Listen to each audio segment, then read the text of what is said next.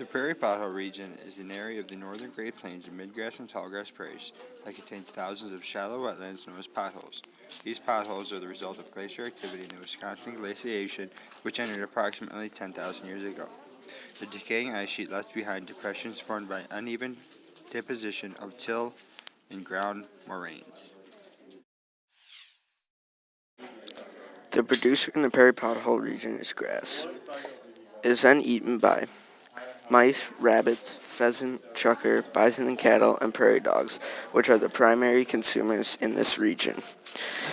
The secondary consumers are coyotes and owls, which eat all of the following, except bison and cattle are not eaten by the owl.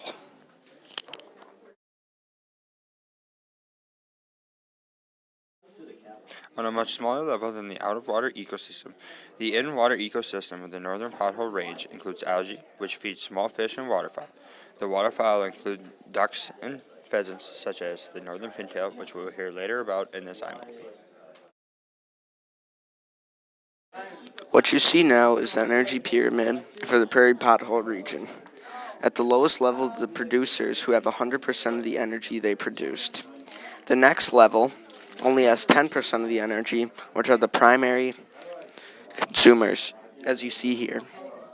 The next level is only gets 1% from that, and those include the secondary consumers. The last level on the top is the tertiary consumers, which only receive 0.1% of the original energy produced.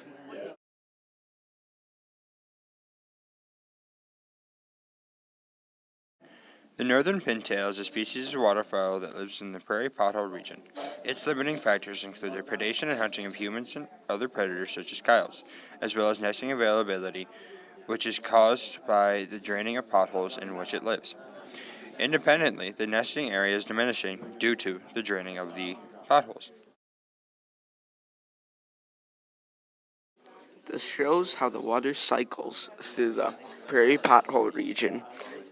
As you can see, the lakes and potholes of groundwater at the bottom evaporate and go to the clouds and then recycle from rain coming down.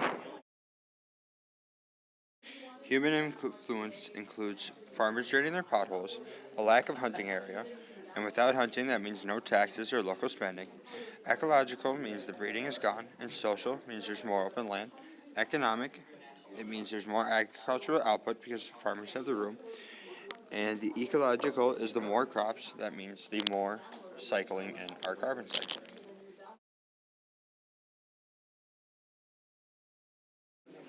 Lastly, the invasive species or species that was introduced to this region that is causing turmoil is the Kentucky bluegrass. It spans the entire prairie and acts like a thick blanket of stems and roots that smothers other plants.